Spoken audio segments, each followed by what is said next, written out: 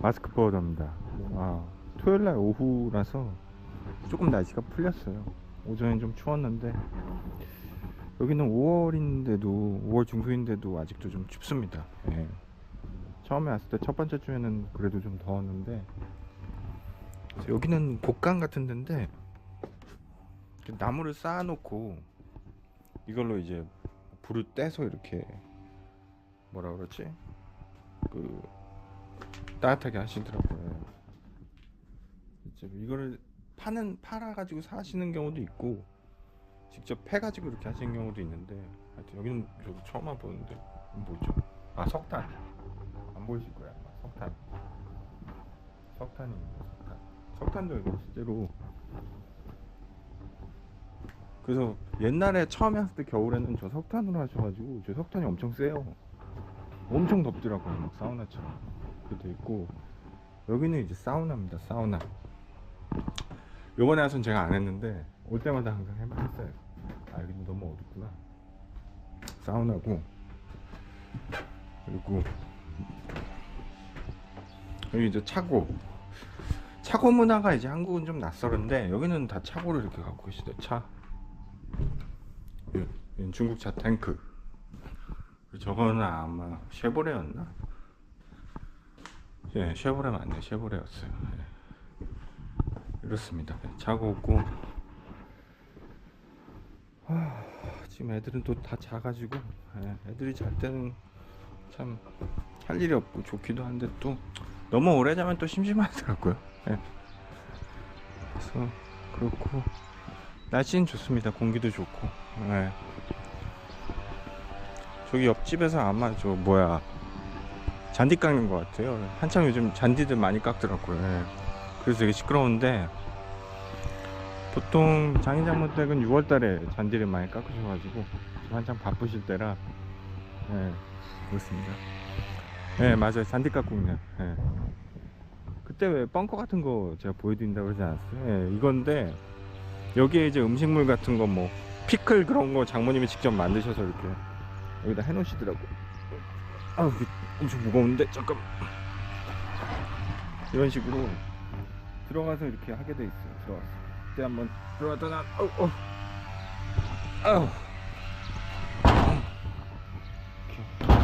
또 잘해놔야지. 또 잘 못해놓으면 또 혼날 수도 있어. 이렇게 돼 있고 여기 화장실, 야외 화장실인데 저는 이제 한 번도 안 써봤습니다. 네. 참 할 게 없어서 오늘은 한번 뭐 그 예전에 그 우리 회사 CEO가 이렇게 나와가지고 한번 강의는 아니고 기사가 나왔는데 그게 아마 약간 광고성 기사 그런 거였어요. 근데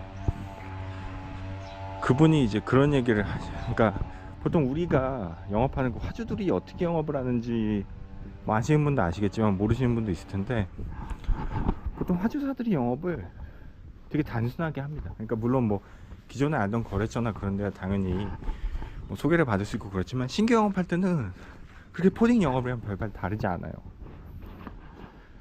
실제로 제가 화주 담당자한테도 들었고 그래서 거기는 그 바닥에서 그 분야에서 쓰는 리스트가 다 있대요. 물론 뭐 최근 거가 아니라 옛날 거일 가능성이 높죠. 우린 뭐 옛날에 그게 뭐 거의 20년 됐나요? 코참비지 그런 식으로 도는 리스트죠. 그러니까 소스 같은 거. 그러니까 누구나 다 아는 소스 같은 거죠. 그런 걸로 그냥 메일을 수없이 보낸대요. 그냥 무작위로. 그래서 그 중에 한 명 걸리면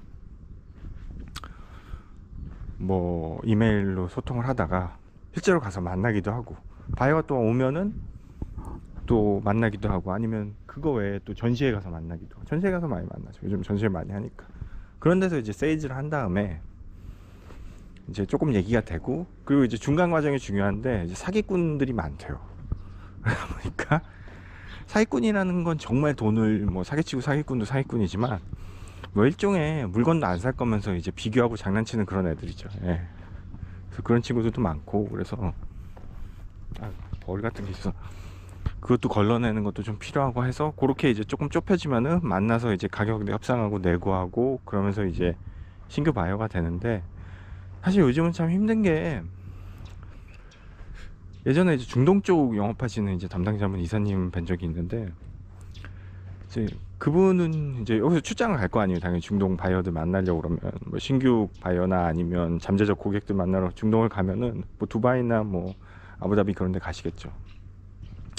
자기는 그렇게 뭐 1년에 몇 번 이렇게 분기별로 뭐 한 3, 4개월에 한 번씩 가시겠죠. 가서 이렇게 영업을 하면은 정말 무서운 게, 중국 회사들은 거기 아예 상주를 하고 매일 찾아온대요. 그래서 그 중동 바이어가 농담으로, 아, 당신네들은 이렇게 1년에 한 두세 번 오지만 중국 회사는 거의 매일 찾아온다, 귀찮을 정도로. 그러니까 그걸 보면서, 야, 우리가 중국에는 이제 더 이상 안 되겠구나, 그런 생각을 하셨다는 거죠. 그만큼 중국 회사들이 무서운 거죠.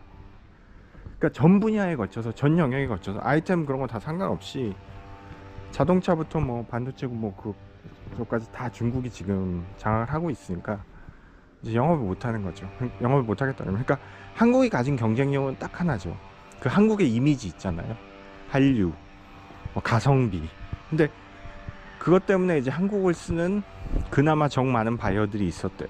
뭐 을이라고 해야 되나? 근데 그런 사람들도 지금은 중국의 가격이랑 어떻게 보면 가성비 앞에서, 옛날에 한국이 치고 올라왔던 그 일본을 치고 올라왔던 그 가성비 앞에서 흔들린다는 거죠. 그래서 너무 힘들다고 그런 얘기를 하시더라고요. 그래서 기본적으로 그런 것 같아요. 한국이 남은 거는 이제는 그나마 이제 메이드 인 코리아니까 그거 믿고 쓰는 그런 바이어들이랑, 아니면 아직은 중국이 뚫지 못하는 뭐 그런 거, 기술?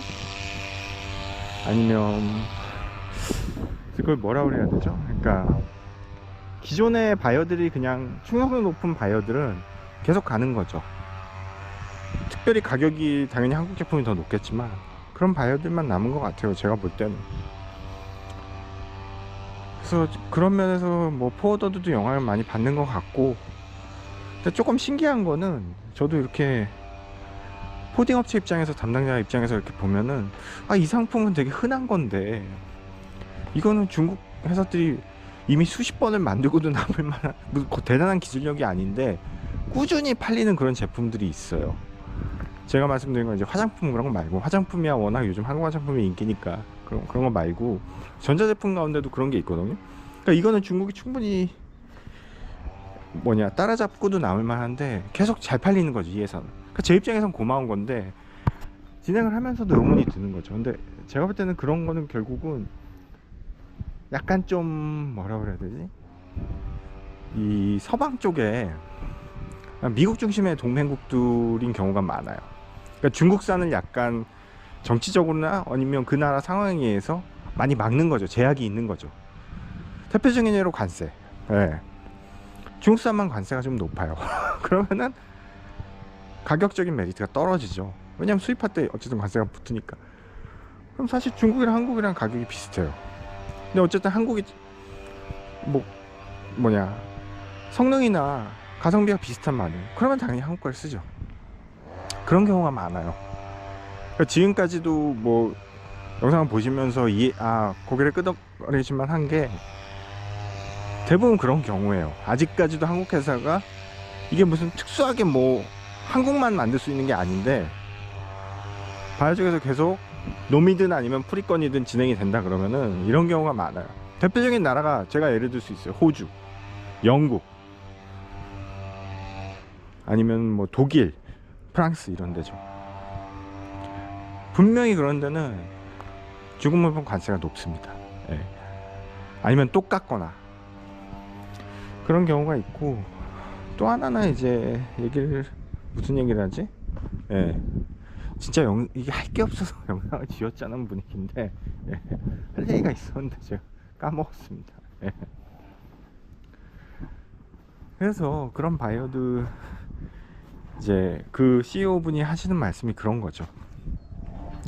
메일을 그렇게 뿌리다가 속된 말로 한두 명이 걸리면 얘기를 해가지고 조금 괜찮을 것 같으면 이제 출장을 가서 만나서 이제 영업을 해서 어떻게 보면 그분이 하신 말씀이 되게 인상이 깊었던 게 사막에서 반을 찾는 기분이 들 때가 많다는 거죠. 해외 영업도. 그래서 이게 작게 회사를 차리긴 했지만 옛날에 이제 의류회사 다니시던 분인데 의류회사 다닐 때는 이제 직원으로서 그렇게 가서 만난 바이어들이 자기가 이제 실제로 근데 그분이 창업은 의류 쪽으로 안 하셨어요. 다른 쪽으로 하셨는데 어쨌든 사막에서 반을 찾는 기분이다 그런 말씀을 하시더라고요. 근데 사실 이 포딩 영업도 누누이 말씀드렸지만 사막에서 반을 찾는 거거든요. 그러니까 사실 오히려 예전에도 그런 말씀 드렸지만 머리가 좋고 똑똑한 사람들은 오히려 포딩 영업을 못해요. 예. 많이 없어요. 이렇게 아니 제 개인적인 생각입니다. 포딩 영업 하시는 중에 머리 좋고 이렇게 똑똑한 분을 많이 못 본 것 같아요. 제 생각에. 물론 그런 경우는 다르죠. 뭐 DHL이라던가 이런 다국적 기업 CEO들은 포딩 영업 출신은 아니에요. 그 사람도 이제 DHL은 뭐 독일 회사지만 경영자잖아요. 그런 사람들은 당연히 뭐 MBA 하고 뭐 학벌도 좋고 그런 사람들이 경영이죠. 그거는 물류 영업이 아니라. 근데 제가 말씀드린 그냥 필드에서 포딩 영업 뛰는 분들은 오히려 조금은 우직하게 좀 무식하게 1년이고 2년이고 3년이고 4년이고 그냥 꾸준히 할 수 있는 사람들이 오히려 빛을 많이 보더라고요. 예. 왜냐하면은 똑똑한 사람이 하기에는 이건 너무나 뭐라 그러지? 그러니까 무의미해요. 무리수를 두는 거죠. 그러니까 너무 이거는 누가 봐도 이거는 맨 땅에 헤딩인 거죠. 아니 이렇게 해서 언제 나와? 그렇게 생각이 들 수밖에 없어요. 그렇잖아요. 사실 잘 쓰고 있는데 가서 영업하면 당연히 안 되죠. 잘 쓰고 있는데 가서 영업해서 되는 경우는 없습니다. 예. 뭔가 문제가 생긴 업체를 운 좋게 컨택이 돼서 찾아가서 근데 문제가 생긴 업체도 나만 부른 게 아니라 물론 나만 불러서 되는 경우도 있어요. 담당자가 뭐 귀찮으면 그냥 바쁘거나 그러면 여기 괜찮네 그럼 한 번에 걸릴 수도 있겠죠. 근데 영업이 돼서 근데 대부분은 몇 군데를 봐요. 견적도 비교해보고 전에 쓰던 회사랑 견적도 보고 그게 그러니까 그냥 간다고 해서 또 내가 되는 싸움이 아니에요. 또 거기서도 경쟁이 있어요. 최소한 몇 군데 업체 3-4군데든 한두 군데든 거기서 또 담당자가 나를 골라야 돼요. 그리고 대부분 제가 전에도 말씀드렸지만 거의 만나는 순간 결정을 해요. 담당자는 물론 저희 운임이 뭐 미친듯이 높다거나 말도 안 되는 금액이면 안 쓰겠지만 거기서 거길 거예요 아마. 아니면 맞춰달라고 할 수도 있고 이미 담당자는 저를 보는 순간 마스크보드를 쓸 건지 아닐 건지 다 결정을 한단 말이에요. 그게 그 몇 초 몇 분 내로 뭐 좀 신중한 사람은 미팅하고 결정할 수도 있겠죠. 비교해보고. 근데 그거는 그 담당자의 취향이기 때문에 어떤 그 담당자의 그 케미스트리이기 때문에 우리가 알 수가 없어요. 논리적인 판단이 안 된다는 거죠. 차라리 뭐 잘생기고 견적이 좋고 아니면 어느 회사가 크고 회사가 작던 크던 간에 그 사람이 결정하는 근거가 되게 객관적이지가 않아요. 주관적인 거고. 그러니까 아무도 모르는 거예요. 내가 될지 안 될지는. 그러니까 영업하면서도 많이 느끼셨을 거예요. 여기는 안 될 것 같다고 그랬는데 저 거래가 되는 경우도 있고 미팅 너무 잘하고 왔는데 연락 없는 경우도 많고 심지어 저는 작년에 3월달에 조금 큰 회사인데 거의 미팅을 한 3-40분 하고 나왔어요. 꽤 오래 하는 거거든요. 그 정도면 처음 만났는데 천안 가서 담당자도 너무 호의적이고 연락 하나 없어요. 그러니까 이게 참 미팅 잘하고 말 잘하고 즐거운 시간 보냈다고 해서 그건 즐거운 시간으로 그냥 끝나는 거죠. 결과가 안 좋을 수 있습니다. 너무 많이 봤어요. 근데 참 그게 정리 안 되는 게 미팅에 잘하고 오면 사람이 기대감이 생겨요. 혹시 거래가 되겠지. 오늘 기분 좋게 오지만 연락이 없을 때 그 자괴감이랑 그러니까 매번 겪으면서도 실망하지 않을 거야. 그렇게 제 자신을 다잡더라도 항상 실망감이 생기더라고요. 사람이라서 아쉽고. 그런 업체가 뭐 한둘이겠습니까? 그런 거 싫어서 계속 실패 트라이해도 결과물이 안 나오는 거 싫어가지고 포딩 영업 안 하시고 싫어하는 분들 많아요. 그럴 수 있죠. 당연히 저도 이해가 돼요. 근데 오히려 똑똑하고 오히려 이성적이고 그런 분들이 그거를 더 못 견뎌 하시죠. 그럴 수밖에 없어요. 왜냐하면 이거는 이성적이고 똑똑한 사람이 할 일이 아니거든요. 포딩 영업은 딴 일을 해야지. 대기업 가거나 왜냐하면은 정말 이건 맨땅에 헤딩이 맞아요. 제가 봐도. 그 창피한 얘기지만 저는 그냥 빌딩 치기식으로 이렇게 위에서 내려오면서 명함 뿌린 적도 요즘은 더 힘들어졌죠. 왜냐하면 시큐리티 보안 때문에 회사 들어가기도 힘들고 뭐 우편물 넣기도 힘들고 회사 속에서도 우편으로 보내보고 이메일로도 보내보고 뭐 전화야 당연한 거고 해보는데 지금도 그 짓거리를 하고 있습니다. 예. 뭐 제가 뭐가 가진 게 뭐가 있어요. 백도 없고 뭐 아는 친척이 뭐 큰 회사 뭐 해외영업이나 물류 담당자도 아니고 소개를 잘 받는 것도 아니고 그렇다고 그래서 뭐 좋은 파트너가 저를 믿고 막 물량을 막 쏴주는 것도 아니고 그냥 아직도 밑바닥 영업을 하고 있는 거죠. 예. 근데 어떤 때 이렇게 밑바닥 영업을 하다 보면 마음이 편할 때가 있어요. 왜? 사람이 이렇게 무서운 게 없어질 때가 있거든요. 왜냐면 내가 포딩 영업도 해봤는데 딴 걸 뭘 못하겠어. 그런 생각이 들 때가 있죠. 그리고 저의 이렇게 20대랑 30대를 이렇게 회상해 보면 또 딴 얘기가 이제 빠지는데 오늘 생각보다 늦게 빠지지 않았습니까? 예. 20대는 제가 너무 건방졌던 것 같아요. 멍청했고 뭐 지금도 멍청하지만 정말 세상 물정도 몰랐던 것 같아요. 20대 땐 하면 다 할 수 있을 것 같고 근데 하면 다 할 수 있지 않습니다. 사람은 오히려 못하는 게 많아요. 내가 열심히 하면 다 할 수 있다고 생각하는 것 자체가 굉장히 위험한 생각이에요. 멍청한 생각이고 사람은 못하는 게 많은 게 정상입니다. 예. 그리고 나는 그래도 괜찮은 놈이고 뭐 나가서 경쟁력이 있다 그 생각도 굉장히 잘못된 생각이에요. 세상에는 경쟁력 있고 저보다 잘난 사람이 너무 많아요. 내가 하위 한 10%? 그렇게 생각하는 게 오히려 정신건강에 좋습니다. 예. 그리고 나이가 저쯤 먹어보면은 서울대 나오고 하버드 나온 사람 이렇게 별로 부럽진 않아요. 예. 물론 좋은 교육 받으면 좋죠. 근데 별로 부럽지 않아요. 예. 그냥 지금 이 나이에서 제가 제일 부러운 사람은 마음의 여유가 있는 사람이 제일 부럽더라고요. 좋은 차 안 타고 좋은 집 안 살아도 되니까 여유 있는 사람이 제일 부러워요. 그래서 저는 요즘 제일 부러운 분들이 은퇴해서 연금 한 2, 300 받더라도 뭐 연금 이상면 받는 것도 쉽지는 않을 수 있죠. 예. 그런 어르신들이 너무 부러워요.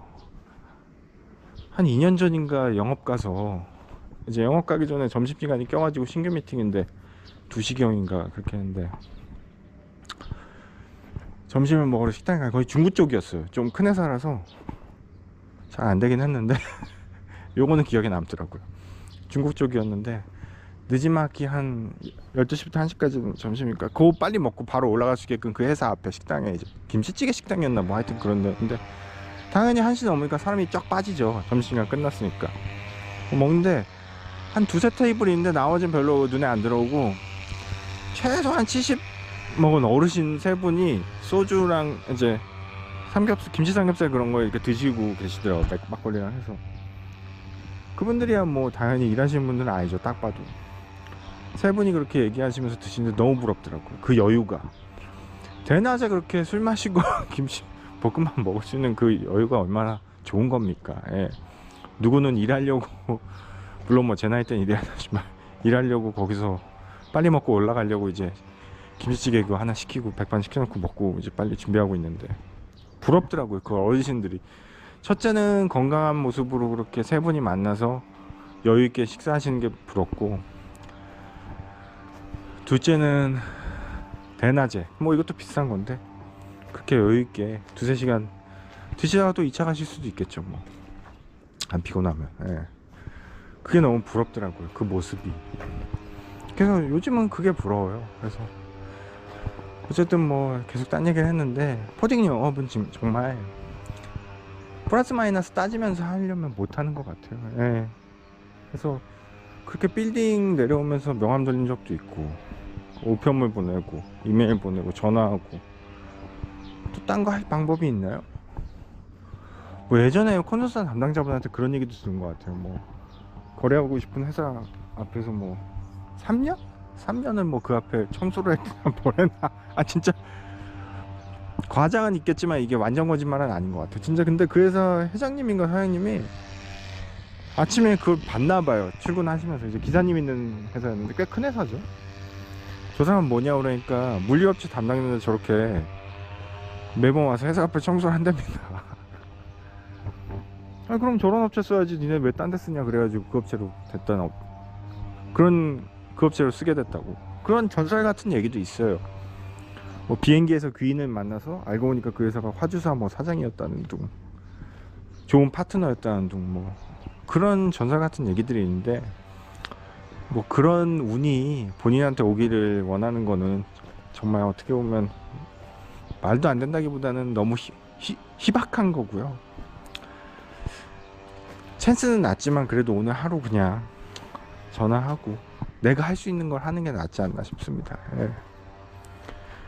그래서 너무 자존심이 세도 안 되고, 그리고 너무 이성적이라도 하기가 힘들죠.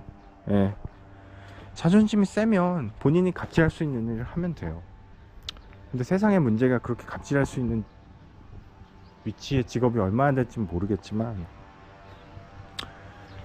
결국은 이게 자존심이 밥을 먹여주진 않거든요. 예. 그리고 뭐 아닌 건 아닌 거고 그렇습니다. 예. 뭐 영상에 제가 이걸 올릴진 모르겠는데 오늘도 참 많이 빈약합니다. 죄송합니다. 예. 토요일 오후에 시베리아에서 정말 할 게 없어서 맨날 한국에 있는 지인들이 얘기하면 거기 몇 시냐고 여쭤보는데 다시 한번 말씀드리는데 한국보다 2시간 느립니다. 예. 몇 번은 말씀드렸는지 의외로 사람들이 그런 게 있어요. 아시겠지만 다른 사람한테 물어보잖아요. 제 입장에서는 답변을 되게 여러 번 했는데 그 사람들은 또 그걸 기억을 못해요. 근데 가만히 보면 그 사람들이 싸가지가 없거나 그분들이 나쁜 분들이 그걸 기억을 못하는 게 아니라 의외로 인간은 자기 자신 일 외에는 그렇게 관심이 없다는 걸 그걸 보여주는 거예요. 예. 그러니까 우리가 왜 코딩 영업할 때 뭐 창피하고 그럴 필요가 없는 게 다른 사람들은 내가 뭘 하든 신경 안 써요. 저한테 맨날 몇 시냐고 물어보듯이 그분들한테 제가 몇 번 얘기했거든요. 여기 시베리아고 몽골 위구 2시간 느린다고 똑같이 또 물어봐요. 다음에 몇 달 후든. 제가 작년에도 갔다 왔지만 여기 그것처럼 자기가 아는 지인이나 친한 사람 일도 별로 그렇게 관심 없어요. 네. 그러니까 포딩 영업하는 게 결코 창피한 것도 아니고 제가 어디 가서 전화하든 뭐라든 딴 사람들은 그거 별로 관심 없습니다. 예. 누구한테든 창피할 필요도 없고 그렇다고 창피한 일도 아니고요. 예. 누가 그러더라고요 저한테. 너 포딩 영업 안 하고 프리랜서 아니었으면 이렇게 한 달 동안 처가 갔다 올 수 있냐고. 일반 직장 다니면서. 그래서 죽어도 못 오죠. 대한민국에 이렇게 한 달 동안 이 얘기는 하도 많이 해서 무슨 뭐 훈장이라고 이렇게 한 달 동안 이렇게 처가 때문에 와 있을 수 있는 사람 몇이나 될까요? 같이 사는 처가 어르신들이랑 같이 사는 경우 제외하고 많지 않을걸요?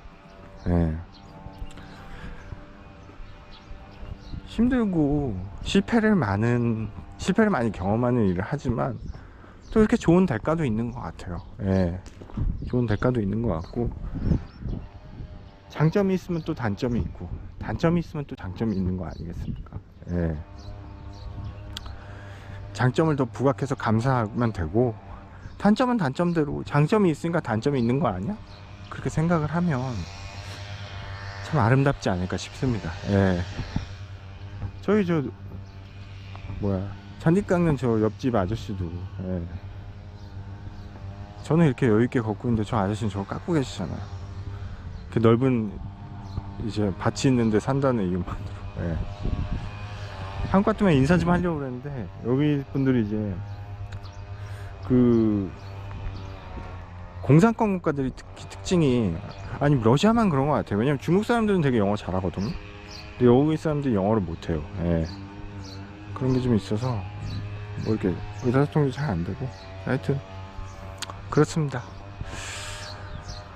우리 회사 CEO 생각이 나가지고 한번 또 얘기해봤는데 예. 마스크 보여드렸습니다.